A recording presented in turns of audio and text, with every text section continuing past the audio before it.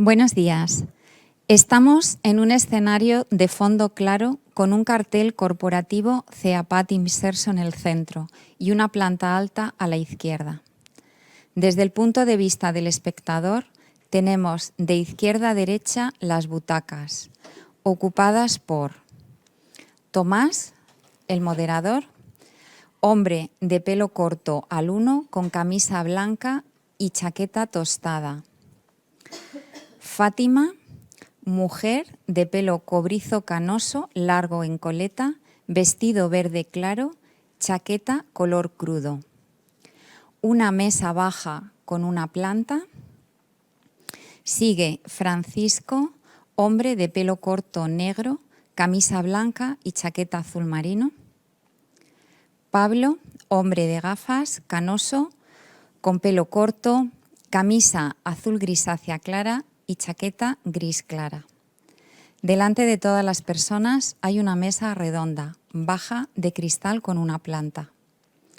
Para los espectadores en línea, en la parte inferior de la pantalla encontrarán el subtitulado.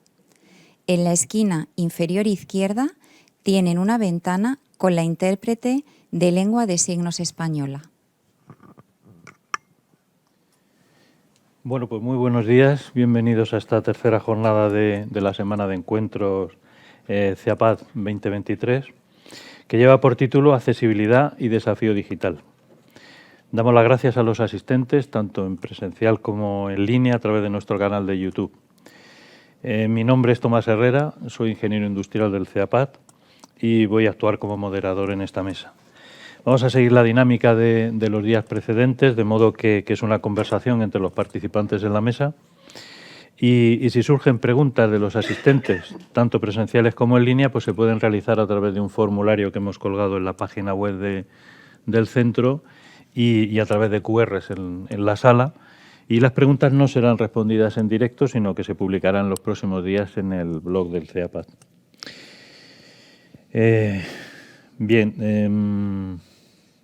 En la práctica totalidad de los temas que hemos ido tratando en esta semana, pues subyacen soluciones de base tecnológica con mayor o menor complejidad, incluida pues tanto en servicios como en productos físicos con y sin programación.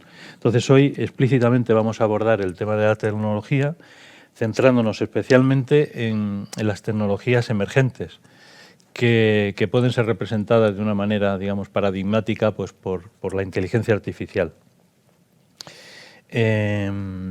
Estamos en los albores de esta tecnología y entonces pues tenemos ahora la oportunidad de poder hacer todos los diseños, tanto de servicios, productos, pues que cumplan con los requisitos de todas las personas y puedan ser utilizados ya desde el inicio por todas las personas. Nos vamos a fijar en tres aspectos fundamentales dentro de la accesibilidad, pues tema de derechos, ciudadanía digital e inteligencia artificial. Y entonces para ello contamos en la mesa pues con tres cualificados profesionales con amplia experiencia en la materia que nos van a servir para ahondar en estos temas. De modo que les damos las gracias por aceptar la invitación a participar aquí con nosotros. Lo que vamos a hacer de inicio es una ronda de presentación muy breve para que ustedes los conozcan. Quien queráis, empezáis. Fátima, por ejemplo. Hola, soy Fátima Baña, soy consultora auditora y formadora en accesibilidad digital y también soy la creadora y coordinadora de la plataforma para la accesibilidad digital y poco más. Muy bien, muchas gracias. Buenos días a todas y todos. Mi nombre es Francisco Barifi. Yo soy investigador y docente universitario de la Universidad Carlos III de Madrid y mis áreas de especialización son los derechos de las personas con discapacidad y las tecnologías o el impacto que estas tecnologías tienen en sus derechos. Bueno, yo soy Pablo Rodríguez, soy director de desarrollo de negocio de la empresa Sepalo Software. Somos una empresa que se dedica, uno de sus focos es el desarrollo de herramientas digitales para la relación de los ciudadanos con las administraciones y ponemos además nuestro foco en que estas herramientas, estas soluciones sean completamente inclusivas, ¿no? Por hecho, imagino que es por eso por lo que nos han invitado a esta sesión, de lo cual estamos muy agradecidos a todos los organizadores y a todos los asistentes, y bueno, también con ganas de escuchar a los compañeros y aprender de ellos en esta mesa. Muchas gracias a los tres. Pues si queréis podemos empezar por explicar un poquito el concepto este de ciudadanía digital, en qué consiste, cuál es vuestra experiencia en todo ello. Si queréis, comienzo. Me parece muy importante este concepto de ciudadanía digital, ¿no? Porque la idea de ciudadanía nos denota un espacio de ejercicio de derechos, ¿no? O sea, la ciudadanía implica derechos y deberes, ambos, y principalmente entre los individuos y la administración pública. Y me parece muy importante, atento al desarrollo que hemos visto de lo que llamamos como el entorno digital, ¿no? Este entorno digital que nace en un principio como un espacio quizás mero de comunicación, ¿no? Y se abordaba dentro de lo que eran las tecnologías de la información y comunicación, y hoy en día el entorno digital es un espacio de interacción humana, ¿no? Un espacio donde se ejercen derechos, derechos políticos, derechos civiles, y eso implica justamente que el Estado, desde su ente regulador, digamos, ¿no?, aborde esto desde el punto de vista del derecho, y también muy importante, es algo que nos vamos a centrar seguramente hoy aquí, y es las condiciones de acceso, ¿no?, a ese entorno, ya no como una cuestión privada, digamos, ¿no?, o sujeta a la decisión individual, sino como un ámbito de acceso a la justicia y acceso a la administración pública. Bueno, yo creo que además, aparte de estar de acuerdo con lo que me decía Franco, más que de ciudadanía digital, yo creo que deberíamos de hablar de sociedad digital, ¿no? Que evidentemente la ciudadanía forma parte intrínseca de la sociedad.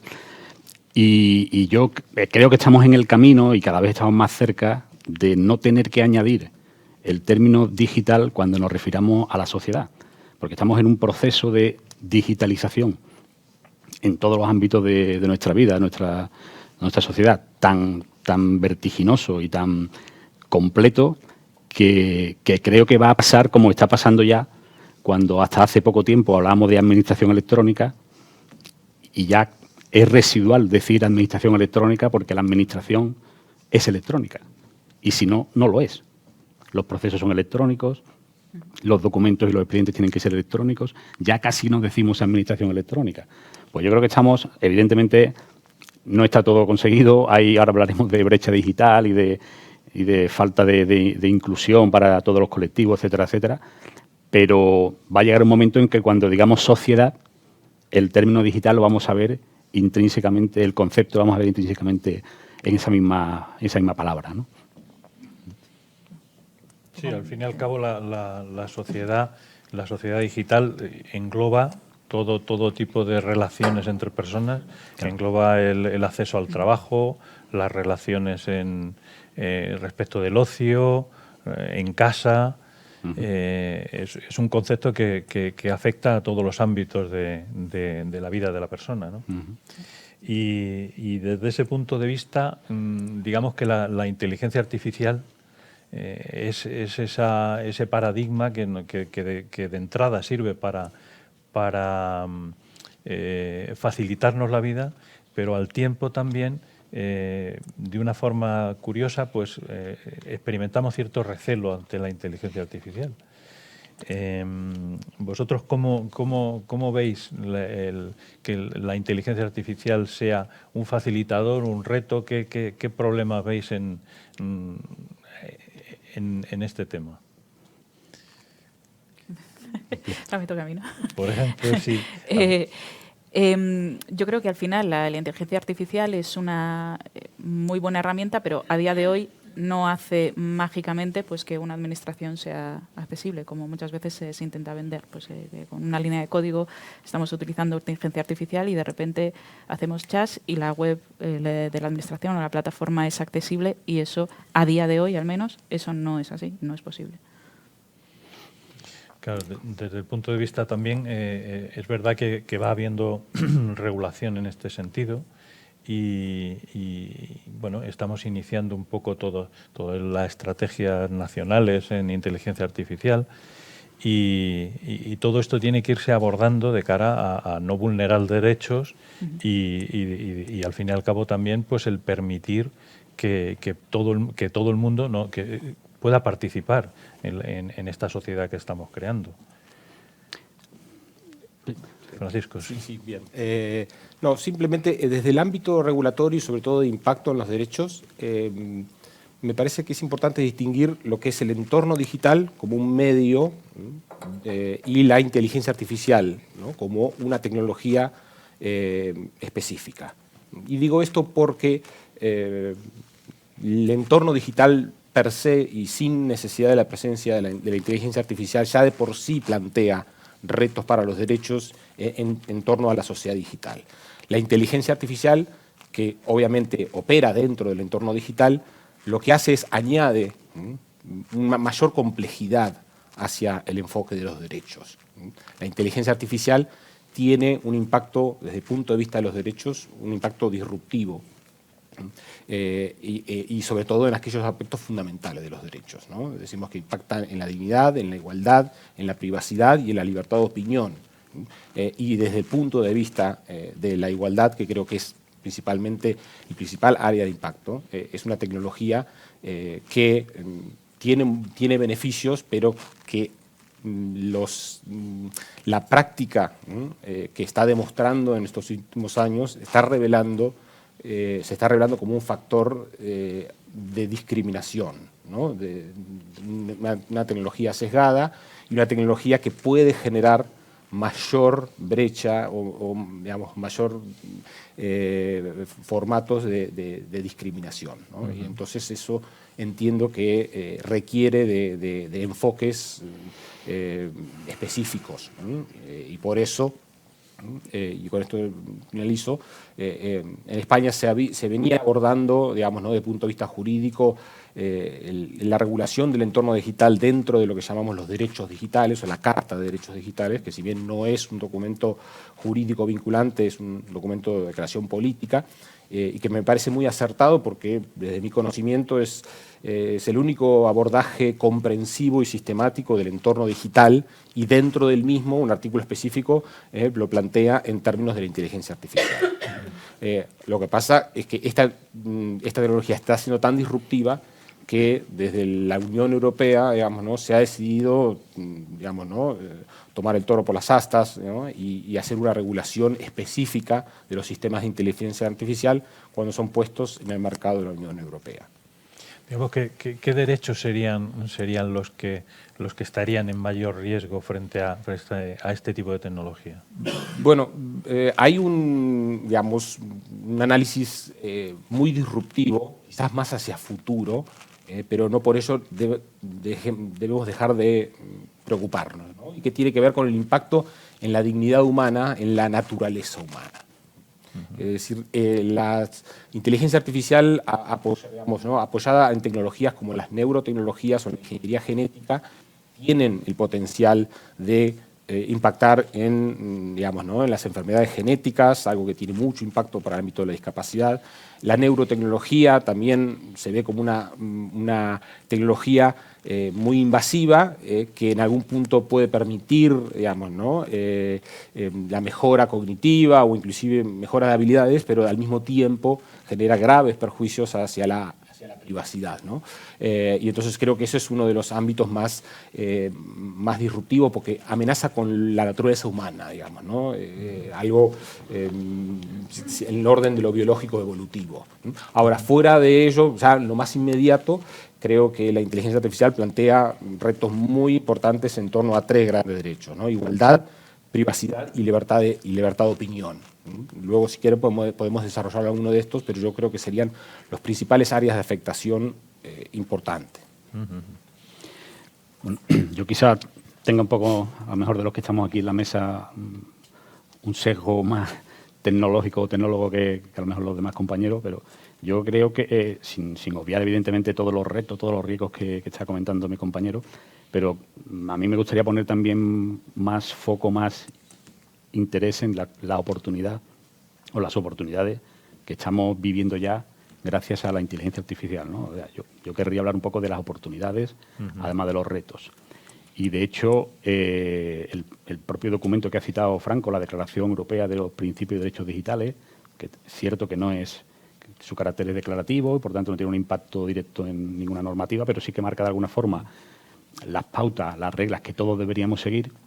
Y hay una frase que la he copiado y la quería decir literalmente porque yo creo que es muy clara. Recoge entre sus términos que la inteligencia artificial debe ser un instrumento al servicio de las personas y su fin último debe ser aumentar el bienestar humano. Y ahí creo que va a ayudar de una manera brutal. Está suponiendo ya una revolución social imparable, bajo mi punto de vista. Grandes estrategas o gurús de lo que son las tendencias tecnológicas, como por ejemplo Gartner en su más reciente informe, habla ya de que en 2024 el 60% de las empresas van a utilizar en sus operaciones inteligencia artificial o machine learning. Y para el año 2026 eleva esa cifra al 80%.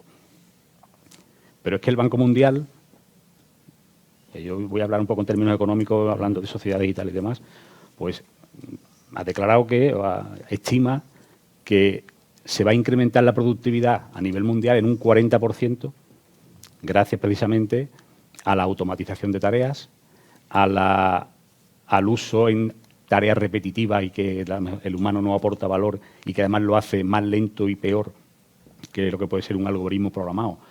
Pues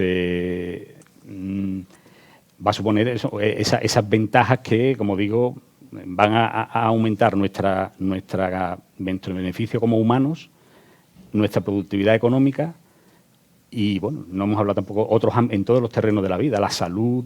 Yo creo que, como decía, es una revolución social imparable. Ahora comentaré también en cuanto a retos, porque no quiero, evidentemente no estoy al margen de lo que también puede suponer como riesgos y como peligros, ¿no? Pero más concretamente en el ámbito de la administración pública, que también lo ponemos sobre la mesa y que, bueno, también es el terreno en el que más me muevo a nivel profesional, pues, bueno, ya se valora la Estrategia Nacional de Inteligencia Artificial, que comentaba Tomás, ya valora la inteligencia artificial como una herramienta que se va a convertir en fundamental, pues, a la hora de tomar decisiones, de ayudar a tomar decisiones, porque, claro, el manejo de una ingente cantidad de datos en un tiempo reducido nos va a facilitar esa posibilidad, ¿no? Incluso en la evaluación de las políticas públicas, en los programas estratégicos y también, ¿por qué no?, en la ayuda, en la asistencia a los ciudadanos, como que eso es algo que sí que estamos viendo ya más frecuentemente, ¿no?, como el uso de asistentes virtuales y demás, ¿no? Entonces, yo creo que yo quiero poner un poco en el foco en la oportunidad que está suponiendo ya el despliegue o el desarrollo de las tecnologías asociadas a la inteligencia artificial a todos los niveles y, evidentemente, se necesita. Gartner también habla de los riesgos, la democratización en el acceso a estas tecnologías, pues hace que, evidentemente, sea crítico regular y supervisar el uso de estas tecnologías, ¿no? Que es lo que citaba también Franco. La privacidad, minimizar o evitar que puedan producirse sesgos que provoquen discriminación por el hecho de tomar decisiones o ayudar a tomar decisiones erróneas, sesgadas, porque al final la inteligencia artificial no deja de ser un producto humano que maneja un montón de datos y que aprende, etcétera, etcétera, pero también puede sufrir sesgos en función de cómo se programe, ¿no? Y todo eso, evidentemente, la Unión Europea, la Comunidad Europea y España por sí misma también, pues están tratando evidentemente de poner coto y de regularlo con normativa a nivel europeo. A nivel español tenemos la Ley 15 de 2022 y también hemos sido pioneros en el mundo, diría yo, en la creación de una agencia española de supervisión de la inteligencia artificial, que ya tiene hasta sede en Granada y que, bueno, tiene esta dotación presupuestaria, que muchas veces tú dices, se ha creado un organismo, pero si no le dan dinero, bueno, pues ha tenido 600 millones de euros. Es decir, que esos retos y esos riesgos están sobre la mesa, están identificados, y yo espero que entre todos también vayamos en la línea de irlo solucionando, ¿no? Sin quitarle un ápice de importancia todo lo que ha citado Franco. Claro, es muy interesante porque efectivamente supone un riesgo que es muy importante identificar los riesgos porque así estamos capacitados para abordarlos, ¿no? Claro. Entonces, desde el punto de vista de las personas con discapacidad, concretamente se corre el riesgo de tanto invisibilizarlos como de reproducir esos sesgos negativos que están en la sociedad. De forma que esos datos que alimentan la inteligencia artificial, esos hilos de datos, es importante evaluar un poco la calidad de esos datos, ¿no? ¿En qué sentido entonces las personas con discapacidad podrían ver, digamos, vulnerados sus derechos por un mal uso de la tecnología, en concreto de la inteligencia artificial? ¿Cuáles serían los mayores riesgos a los que se ven sometidos para no ser ciudadanos de segunda, ¿no? Respecto de la tecnología? ¿Podrías abundar un poquito en este tipo de riesgos? Bien. Como sabéis, España está abordando una nueva estrategia de cuidados, ¿no? A la luz de de los lineamientos de la Unión Europea, cambiando el enfoque de la atención a la dependencia hacia una estrategia de cuidados, ¿no? Bajo un modelo de derechos humanos, un tema que estamos estudiando en la Carlos III. Y dentro de dicho contexto, un poco lo que yo particularmente estoy estudiando es el impacto de la inteligencia artificial en los cuidados personales, ¿no? Y menciono este espacio porque creo que es un espacio donde hay riesgos y grandes oportunidades aquí también, ¿no? Realmente la tecnología basada en inteligencia artificial, sea utilizando robótica o mismo sea utilizando digamos, ¿no? una tableta o una domótica, permite en el domicilio sistemas de monitoreo, digamos, ¿no? muy precisos. Digamos, básicamente esto implica, en términos sencillos, un cacharro ahí al cual le podemos hablar, un cacharro, un aparato que nos responde, nos da consejos, monitorea nuestros signos vitales, a través de cámaras ve nuestros movimientos y nuestras expresiones. Y en base a esto hay mucha potencialidad para hacer una teleasistencia, digamos, ¿no? O cuidados remotos, no que sea la regla, pero realmente es una herramienta que facilita la comunicación, que facilita los apoyos, que facilita la asistencia personal. Ahora, dar acceso digamos, ¿no? a la inteligencia artificial al hogar también implica dar acceso a la privacidad, a lo más íntimo de la privacidad de un sujeto. Entonces yo creo que aquí hay que tener mucho cuidado y sobre todo cuando estas herramientas están promovidas o impulsadas por la administración pública. Yo creo que aquí hay un deber aún más, digamos, ¿no? de garantizar la transparencia, la fiabilidad de esa tecnología. Es una tecnología que tiene muchísimas aplicaciones, que puede facilitar muchísimo digamos, algunos problemas que se derivan de la tendencia domiciliaria para transicionar de un modelo institucional a un modelo de atención en el hogar, pero al mismo tiempo con muchísimos riesgos. Aquí se revela muchísima información personal, muchísima información de la vida privada, que si esa información no es utilizada de forma correcta puede generar prejuicios y mayor discriminación. Y hasta ahora, desde el punto de vista de la regulación, ¿estaríamos abordando de una manera adecuada todos estos riesgos? ¿Cómo lo veis? A ver, curiosamente, desde el punto de vista del derecho regulatorio, hoy por hoy el único ámbito vinculante que tenemos para hacer frente a la tecnología, a este tipo de tecnología, es la legislación de protección de datos personales, ¿no? O el RGPD, que se llama el Régimen General de Protección de Datos, que es un ámbito jurídico que se creó en la época analógica, principalmente para proteger los datos personales en disposición de la administración pública o en historias clínicas, ¿no? Y se pensaba un poco en estos datos personales que revelan como el nombre, el domicilio y demás, ¿no? El problema es que esta tecnología, a través de los metadatos, hace que, por ejemplo, ¿no? Algo muy sencillo como con una serie de likes que podamos, o me gustas que podamos hacer digamos, ¿no? en una red social, a través de eso poder inferir un montón de cuestiones que afectan a la privacidad, ¿no? A la intimidad de la persona, ¿no? Entonces, bueno, hoy por hoy es como que este ámbito de protección, si bien es efectivo, es como muy limitado, es muy limitado. Digamos, tenemos que hacer frente a una tecnología disruptiva y la estamos atacando, por decir una forma, desde el punto de vista jurídico, con un ámbito de protección de derechos muy restringido, muy centrado en la protección de datos personales.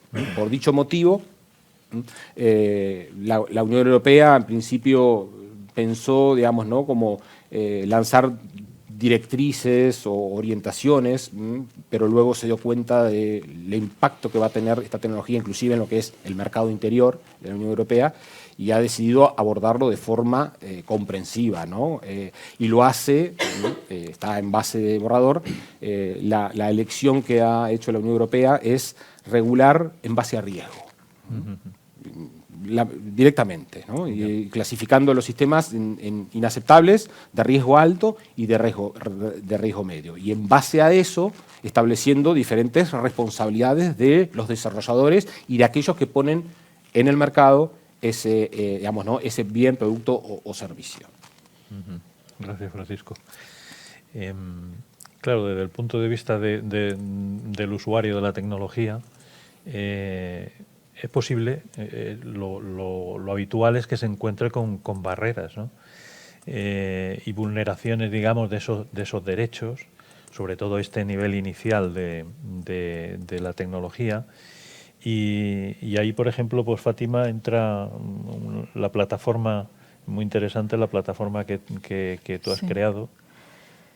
Sí, al final la plataforma nace porque hay como digamos, un vacío en el usuario, que cuando un usuario quiere hacer una solicitud de que algo pueda ser accesible o una queja de que algo no es accesible, lo que sucede es que se encuentra con 1 millón de barreras, sea una empresa privada o la administración pública, no pueden llegar a donde ellos tienen que formalizar una queja porque no es accesible, o porque directamente no es accesible, o porque utilizan pues lo que después hablaremos, los widgets de los productos de superposición, o como se les pueden llamar, add-ons, complementos de accesibilidad, que al final también crean más barreras y el usuario no puede acceder a esa página y tampoco puede quejarse. Entonces, la plataforma nace para hacer un puente entre usuarios y las administraciones públicas y empresas privadas que tienen por ley que ser accesibles y no lo son, sea por desconocimiento o por la circunstancia que sea. Entonces, la plataforma nace para poder comunicar que no son accesibles, que hay usuarios que están intentando pues, comprar, acceder, pagar sus impuestos, lo que sea, y no están pudiendo hacerlo, y nosotros damos digamos, esa voz a la administración o a las empresas para que sepan pues, la importancia de la accesibilidad y que deberían de ser accesibles, y bueno, invitándoles a que comiencen a ser accesibles. Sí, desde luego de la administración ya tiene la obligación de hacer accesibles páginas web y aplicaciones móviles. Entonces, es muy interesante que todas esas fallas, porque pueden ocurrir, pues puedan ser visibles, ¿no? y ser abordables. Y eso que comentas también muy interesante, cómo la tecnología supone una ayuda y al mismo tiempo puede suponer también una barrera. Sí, pero yo creo que aquí lo que hace falta, digamos, es mucha mayor divulgación sobre accesibilidad digital y mucha mayor formación en accesibilidad digital, porque como profesional lo que me encuentro es que no se sabe lo que se está haciendo. Entonces, al final, sale un producto que no es accesible. O que, por ejemplo, muchas administraciones o empresas privadas y empresas públicas pues dicen, no, si yo tengo todo, está todo perfectamente porque a mí no me ha llegado ninguna queja. Ya. Pero ¿cómo te va a llegar ninguna queja si no eres accesible? El usuario no puede hacer esa queja. Entonces, estamos en un bucle que incluso llega a ser peor, porque si, por poner un ejemplo, ¿no? Que esto no quiero generalizar porque hay, por supuesto, hay muchos ayuntamientos y administraciones que lo están haciendo bien, pero la mayoría, pongamos un ejemplo, un ayuntamiento. Un ayuntamiento licita para hacer una página web y dentro, bueno, pues tiene que ser accesible. La empresa que no tiene pues, personal formado de verdad en accesibilidad, dice, vale, yo la voy a hacer, le voy a pasar esta herramienta automática, que las mejores herramientas automáticas del mercado solo pueden ver las mejores, un 25% de los fallos de accesibilidad, la pasan, dentro de esos 25 arreglan lo que le dicen, después da 0 fallos, se la pasan al ayuntamiento y lo que sucede es que al final el ayuntamiento no sabe de accesibilidad, la empresa hace lo que puede, pero no lo está haciendo bien tampoco. El ayuntamiento piensa que se lo dan bien. Bueno, lo que sucede al final es que lo que se entrega a los ciudadanos es una plataforma, una página web no accesible. Sí, tiene toda la razón Fátima, y además está corroborado por los datos también. Es decir, hay un informe de la Comisión Europea, un benchmarking de páginas de gobierno electrónico en todos los países europeos, y el dato es, de memoria te lo digo, pero creo que el 82% de las páginas web gubernamentales en toda Europa incumplen algunos de los criterios de accesibilidad recogidos en la WCAG, ¿no? Sí. Es decir, que no estamos hablando de 2 ni 3, el 82% cumple algunos de esos criterios de accesibilidad, ¿no? O sea que por eso digo, es una realidad palpable lo que comenta Fátima. Yo añadiría a todo eso, yo creo que antes de llegar a ese punto de tener página web accesible o medios, servicios públicos accesibles, la accesibilidad digital la llevaría incluso en todo su concepto, en toda su extensión, a problemas y barreras, incluso primeras o prerequisitos como son los de la conectividad. Eso para mí es la primera barrera en lo que es la accesibilidad digital. Voy a seguir hablando ahora de España, de todos nosotros como ciudadanos que tenemos nuestros derechos digitales. Porque los valores relativos muchas veces parece que enmascaran un poco la realidad. ¿Y por qué digo esto? Pues porque, bueno, pues hay también un informe que dice que del año 2022 el 8% de la población española no tiene acceso a Internet todavía.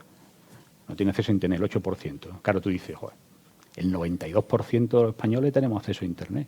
Es un dato muy bueno. Bien. En términos relativos, es mejor el 92 que el 8. Pero si haces cuentas, resulta que el 8% son muchos millones de personas. En España somos 47 millones, más o menos, ¿no? Imagino, de habitantes. Pues si calculáis el 8%, casi 4 millones de españoles no tienen acceso a Internet todavía en el año 2022, ¿no? Entonces, claro, ya estamos en el 92%, muy buen dato. Que se lo digan a alguno de los 4 millones que no tienen. Y eso, además, en España tiene sus sesgos, porque si te pones a mirar sesgo a nivel de sexo, hay un 5% de diferencia entre el acceso a Internet de hombres y mujeres. Y por edades, pues hay más de un 20%, mayores de 65 años. Y por ingresos también. Es decir, el que tiene un salario en España de menos de 1.100 euros, pues su capacidad de acceso a Internet se reduce drásticamente. Con lo cual ahí estamos generando una exclusión digital, no ya decir antes de llegar a la inteligencia artificial, evidentemente, o antes de llegar a la posibilidad de consumir páginas web, ¿no? Y otro dato, el 20%, más del 20% de los españoles no tiene acceso o posibilidad de acceder a un ordenador, ni móvil, ni portátil, ni teléfono inteligente, con lo cual el 20% está muy limitado en la posibilidad de acceder a estos servicios digitales, ¿no? Y luego ya llegaremos, evidentemente, al que ya ha podido, vive en ese mundo en el que está la mayoría, porque es cierto que es la mayoría, pero que son millones los que no están en esa mayoría, y tienen posibilidad de consumir esos servicios públicos digitales, pues se encuentran con barreras que además yo diría que las principales, aparte de las que son específicamente vinculadas a personas a lo mejor con un cierto grado de discapacidad y demás, pues el principal barrera para mí es la capacitación digital, ¿no? Pensamos que aquí todos somos ya nativos digitales, que todos nacemos con el móvil en la mano y tal, pero oye, que volvemos a hablar de millones de personas que no tienen esa capacitación. Y eso está identificado y es conocido. Evidentemente hay políticas públicas que se están dirigiendo a resolver esa problemática, ¿no? Pero que es la realidad de hoy en día, ¿eh? Y yo creo que hay que ponerlo de manifiesto, porque muchas veces, como digo, los números relativos a mí me fastidia mucho no pensar en que detrás de un número relativo, una cifra, un porcentaje muy alto, ese porcentaje menos alto, más bajo, en este caso, por ejemplo, representa a millones de personas. Sí, estamos hablando ya de condiciones muy básicas de acceso a la tecnología, donde ya encontramos brechas, ¿no? Y especialmente, pues, por ejemplo, en zonas despobladas, no digamos ya la dificultad de acceso que hay a la tecnología. Claro. Y cuando se despliegan estas tecnologías, como comentaba Fátima, hay algunas soluciones que ya propiamente introducen barreras, ¿no? Por ejemplo, los overlays. Comenta un poquito. Sí, es todo el tema este de los overlays, los widgets, los productos de superposición, los complementos de accesibilidad. O sea, cada uno le llama de una forma, pero es todo lo mismo. Es como llamarlo diferente para salirse de ese nombre que como que tiene mala fama, y entonces nosotros hacemos algo diferente, pero en realidad pues es exactamente lo mismo, y al final lo que hace es añadir más barreras.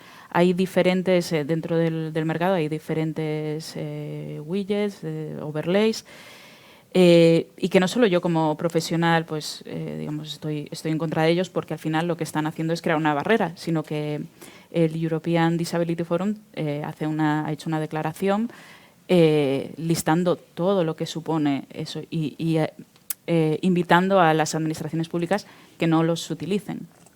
¿Por qué? Porque al final lo que están, además de hacer lo que hablábamos de ciudadanos de primera y ciudadanos de segunda, porque si yo tengo que utilizar este widget, bueno, ya de primeras, ¿por qué? Porque si estamos todos o deberíamos de estar trabajando en una accesibilidad universal, ¿por qué me estás dando otra puerta de entrada? Eso ya sería lo primero.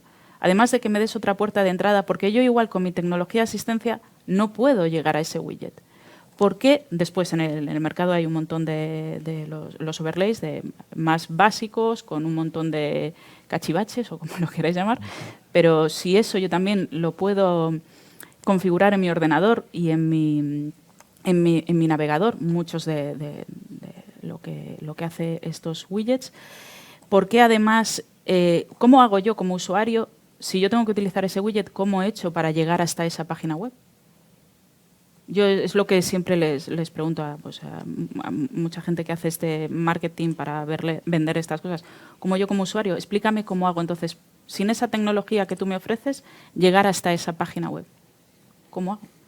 No diré una de las respuestas que me dijeron porque me parece inmoral, pero sí que se intenta vender eso porque es un marketing muy fácil. Al final es tener un muñeco o de accesibilidad universal en la web, y es muy fácil de vender para alguien que no sepa accesibilidad y decir, mira, yo me estoy preocupando por la accesibilidad, pero en realidad la accesibilidad, hay una parte visual, pero hay otra parte, hay una mayor parte que está dentro del código. Entonces, como no es algo como la accesibilidad física, que todos estamos ya mucho más familiarizados y lo vemos y lo podemos palpar, como en este caso no, pues es muy fácil así de venderlo. Entonces, pues yo imagino que es por eso que muchas administraciones lo compran pensando que con eso sí que se va a hacer accesible. El problema también radica después en el marketing fraudulento, porque si me estás vendiendo que con esto voy a hacer algo accesible, pero en realidad no está siendo accesible, están poniendo barreras, se están poniendo más barreras, o sea, llega el caso de que si yo con mi tecnología de asistencia no puedo activar el widget, entonces ¿para qué está ese widget? Si yo tengo, por ejemplo, mi lector de pantalla, al llegar ahí tengo que apagar mi lector de pantalla para encender este lector de pantalla, y después cuando apague este, ¿cómo hago? O sea, en vez de facilitar, se están poniendo más trabas. Y la administración, por falta de conocimiento, si al final pues compra estos widgets, que además otra cosa es la política de privacidad. Si yo soy un ciudadano, ¿por qué la administración tiene que saber si yo tengo algún tipo de discapacidad y clico en el botón? Yo no estoy aceptando tampoco ninguna política de privacidad para ello. Y además, a mayores, los términos de seguridad, porque al final eso es línea de código que hace una llamada. Entonces, dependes no de la seguridad ya de la administración, sino de la seguridad que tenga la empresa que has contratado el widget. Y ahí puede haber un vacío, puede pasar cualquier cosa. Entonces, son un montón de cosas que al final, perdón, que me estoy extendiendo, pero si al final, por desconocimiento, la administración, en vez de centrarse en hacer un diseño inclusivo, un diseño universal desde el principio, donde todos, absolutamente todos los ciudadanos digitales, no digitales, pero los ciudadanos, no ciudadanos, pero tú entra por aquí, por este widget, tú por la puerta de atrás. Pues no, entiendo que es por desconocimiento y para eso también o nosotros como profesionales o el Foro Europeo pues está dando voz, pero hay que, digamos, y claro, después lo que comentaba antes, si el usuario se quiere quejar, ¿cómo se va a quejar si no puede? Entonces tampoco llega ninguna queja a la administración. Entonces estamos en un bucle que yo creo que es que para eso también nace la plataforma. Es necesaria la divulgación y la formación por parte de la administración y también de las empresas que después pues, crean, digamos, esas webs o esas plataformas para la administración. Está claro, sí. Francisco. Yo quería añadir algo al respecto. Comparto plenamente la importancia de garantizar la accesibilidad, ¿no? La accesibilidad web y la accesibilidad inclusive de la propia herramienta o el propio sistema de inteligencia artificial. Ahora bien, para ilustrar esto que os decía, de que la inteligencia artificial pone como un problema más adicional, y desde la visión de igualdad y no discriminación, aunque yo garantice que un sistema de inteligencia o un sitio web impulsado por inteligencia artificial es plenamente accesible, tampoco garantizo que luego en la operación, digamos, ¿no? O en el funcionamiento de ese sistema no genere discriminación por sesgos algorítmicos. Y esto tiene que ver con los datos que está entrenado el sistema. No tiene que ver con la accesibilidad, pero genera una discriminación. Entonces, un poco para que veáis cómo, la complejidad. Aquí tenemos como tres grandes momentos que inciden en igualdad. El primero, como se mencionaba aquí, muy importante, es el acceso, si se quiere, físico, que genera brecha y desigualdad. Segunda dimensión, la que mencionaba Fátima, la accesibilidad a la usabilidad de ese producto en términos de equidad e igualdad, sin tener que dar vueltas, como decía, ni excepciones, ni nada. Es decir, igual que todo el mundo. Aquí todos iguales.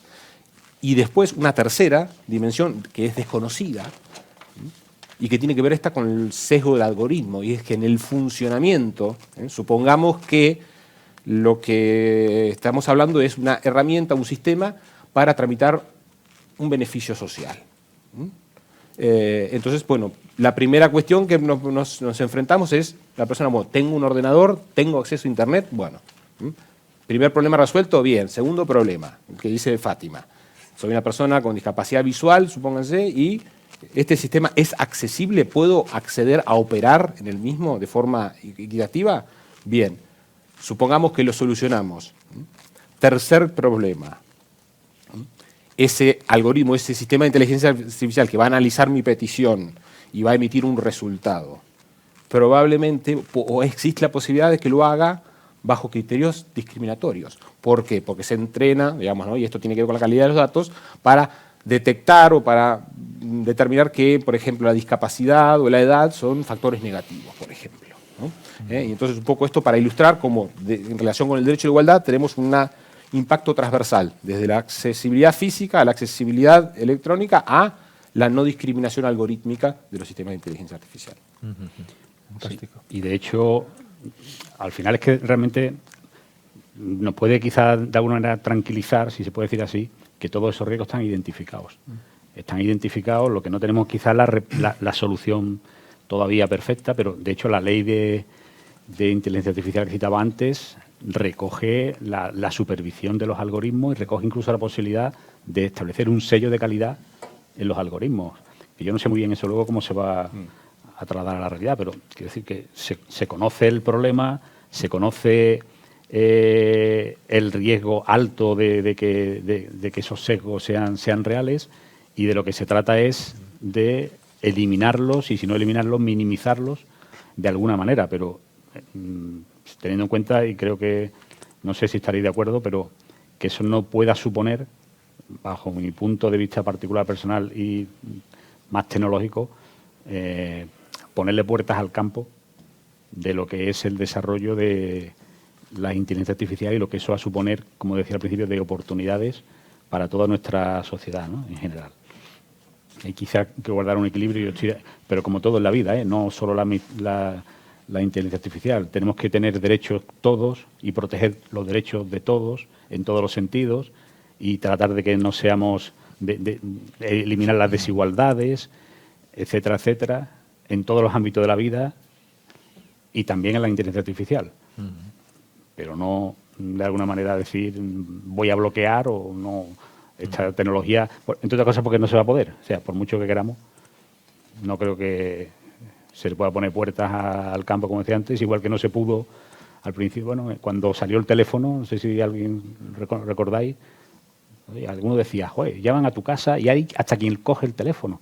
Coño, pues, al final la evolución de la sociedad es la que es, bajo mi punto de vista, con más beneficios que riesgos, aunque no obvio que hay evidentes riesgos y retos que resolver, pero yo creo que estamos en una vía inevitable, bajo mi punto de vista. Comentaba Fátima el tema de la un poco sensibilización y formación en la propia administración respecto de la accesibilidad digital. ¿Qué experiencia tienes tú, Pablo, al respecto como persona que está involucrada en el desarrollo de procesos y de prestación de servicios en la administración pública?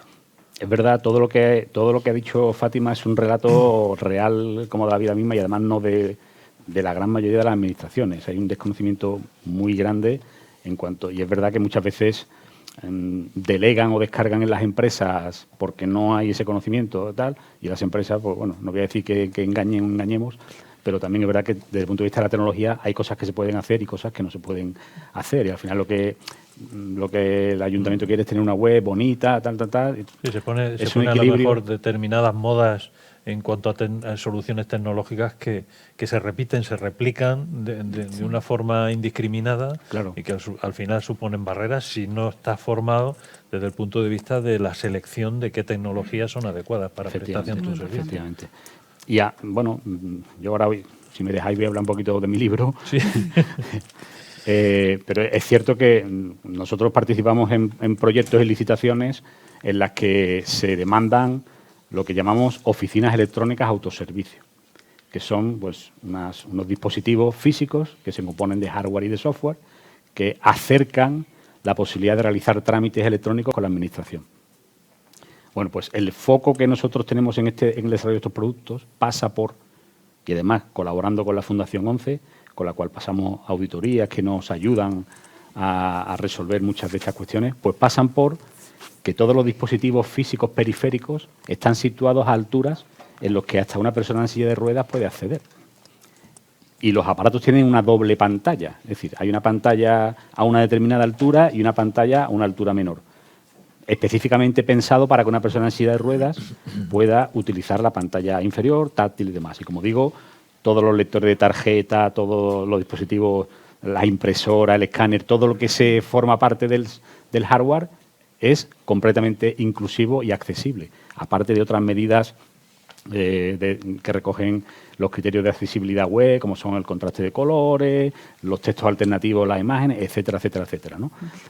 El software que está dentro de esos dispositivos también se desarrolla bajo los más estrictos criterios de usabilidad y de inclusión digital, táctiles, sencillos, fáciles de usar, simples, y eso es, de alguna manera, nuestro core, nuestro foco. ¿Cómo desarrollamos ese servicio? Bueno, pues en el mercado te puedes encontrar con soluciones que simplemente lo que hacen es ponerte un ordenador en una pantalla, en una caja, como si fuera un antiguo locutorio, ¿no? Un ordenador metido en una caja.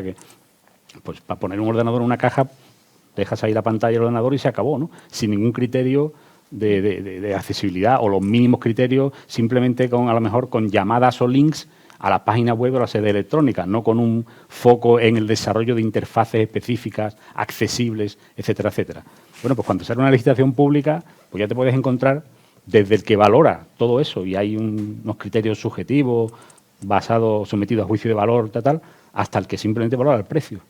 Y cuando se valora únicamente el precio al 100%, evidentemente todo lo que estoy diciendo cuesta dinero y cuesta trabajo. Entonces, económicamente no puede ser igual de competitivo. Entonces, claro, te puedes encontrar administraciones que únicamente priman el precio, el coste de la licitación, con lo cual se olvidan, por decirlo claramente, pasan absolutamente del cumplimiento de todas las normas de accesibilidad física o cognitiva, de todo tipo, auditiva, visual, o te puedes encontrar soluciones, pero tienen un coste mayor. Y eso, al final, es la administración la que tiene que tomar esas decisiones, ¿no? Y eso, como también digo, es la realidad de lo que hay a día de hoy en nuestra administración pública. Claro. Y eso lo que comenta él, porque al final es un problema. Porque lo mismo pasa en la accesibilidad digital, en la parte web. ¿Quién puede competir? O sea, tú puedes hacer una página web desde cero accesible, que siempre va a ser mucho más barato que hacer una auditoría y convertir algo inaccesible en accesible. Si ya nace accesible, ya todo es mucho mejor. Por eso de ahí radica la gran importancia en la formación y en la divulgación. Pero después, claro, si tú pones un muñequito, un widget, que supuestamente con una línea de código no tienes que cambiar absolutamente nada, ya te hace una web accesible que no te la hace, pero ahí entraríamos también en temas de marketing fraudulento, que hay ya un movimiento que empezó, Karl Groves, donde ya un montón de profesionales han firmado ese documento porque se está haciendo al final hacia las empresas y hacia las administraciones un marketing fraudulento. Porque eso no hace accesible. Eso no te va a hacer cumplir la ley. Es imposible. Es imposible. Entonces... Uh-huh. Y si existe ya legislación, ¿cómo es posible que...? Porque existe normativa. La norma armonizada, por ejemplo, la 301549, ya te especifica cómo tienes que hacer las cosas de una manera accesible. No hay forma de que la administración, ¿cómo se hace en la administración para un poco auditar de alguna forma que se está cumpliendo con esa legislación? Yo lo que me encuentro personalmente, o sea, a la hora de trabajar, cuando te pones en contacto pues con alguien que tiene que ser accesible y no lo es, no, a mí me han dicho que es accesible. Que al final es eso, un poco Entonces, hay cierta carencia de formación, exacto. seguramente. El papel lo aguanta No, todo. Si tú te claro. basas únicamente en la propuesta de la memoria, todo el mundo cumple todo. Pero Además, luego, no vas a querer un follón de ahora la empresa que ganó la licitación, como que se ve como mucho lío, entonces te dicen, no, a mí me han dicho que es accesible y yo pues creo lo que me han dicho. Pero tampoco hacen, aunque sea una pequeña auditoría, para comprobar que no es accesible y que no, porque entonces ellos van a tener un problema. Por eso es muy importante a la hora de la formación, para que cuando vaya a hacer una licitación o se les vaya a entregar un proyecto, que alguien sepa que realmente es accesible y si no decir, no, mira, vuelve a trabajar en esto porque no es accesible.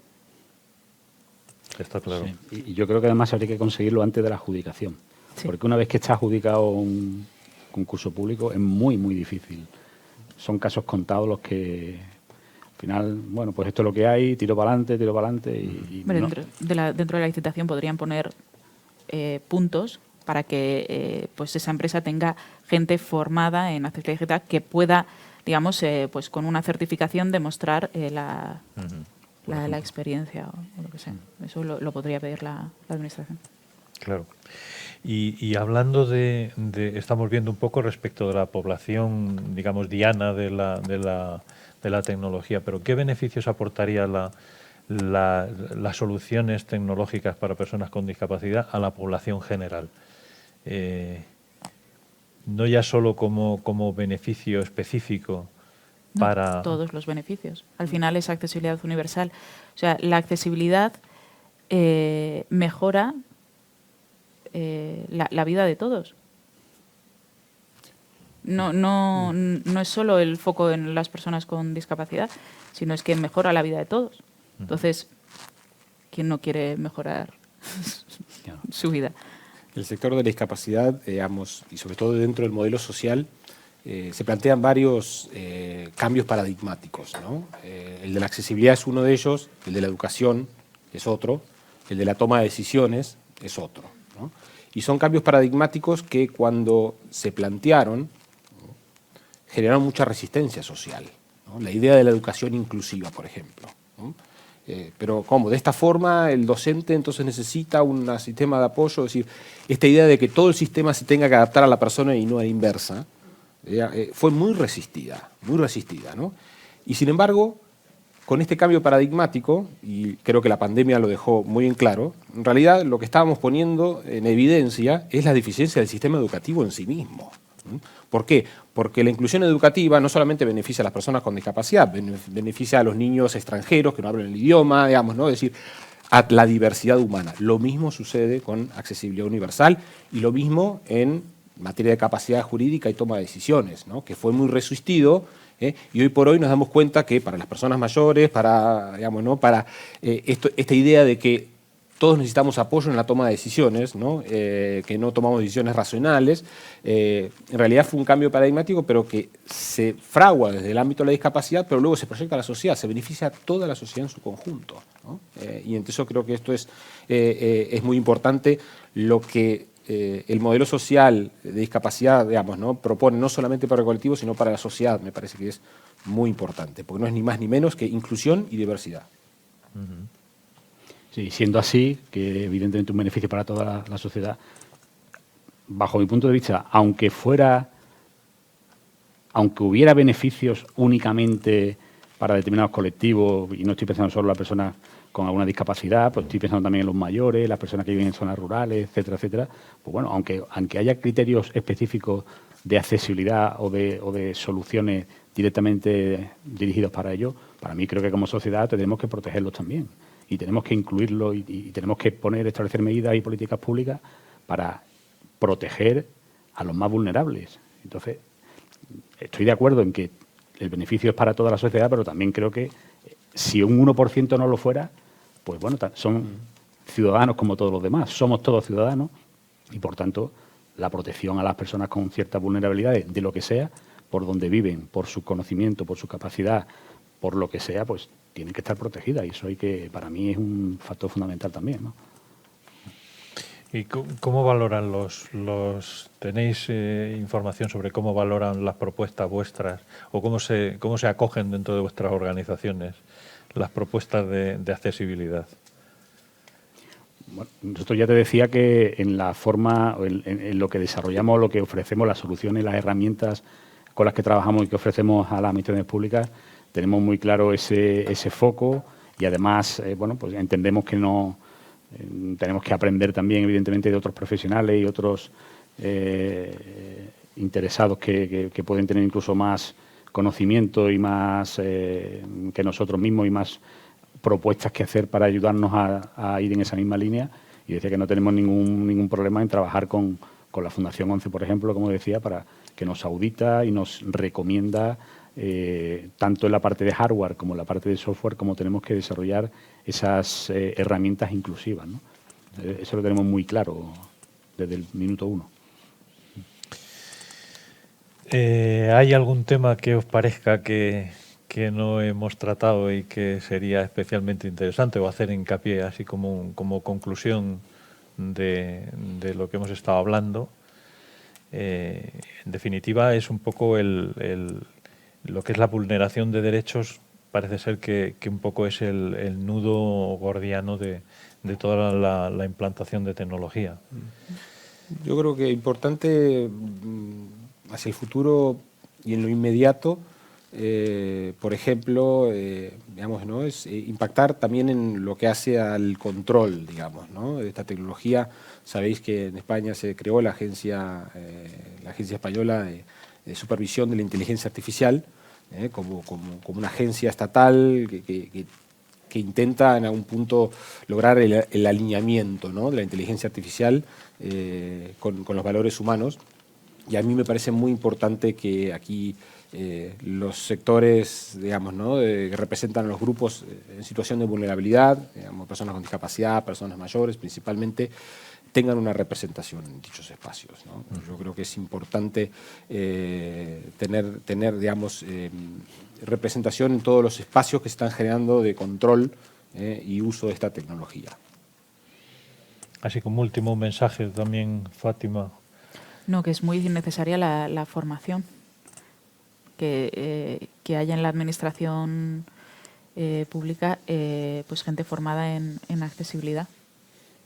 No solo para que después pues, se audite, sea pues, con la Fundación 11, sea con otras empresas como la que trabajo yo, como Glocal, que haya al menos un mínimo de formación, porque eso siempre va a ayudar, pues imaginamos, ¿no?, en el caso de que al final una licitación pues salga bien o no. Eso me parece muy, muy importante, la formación y la divulgación sobre accesibilidad digital, que todo el mundo sepa lo que es, que esté, ¿no?, en la conversación. Eso me parece muy importante. Pablo.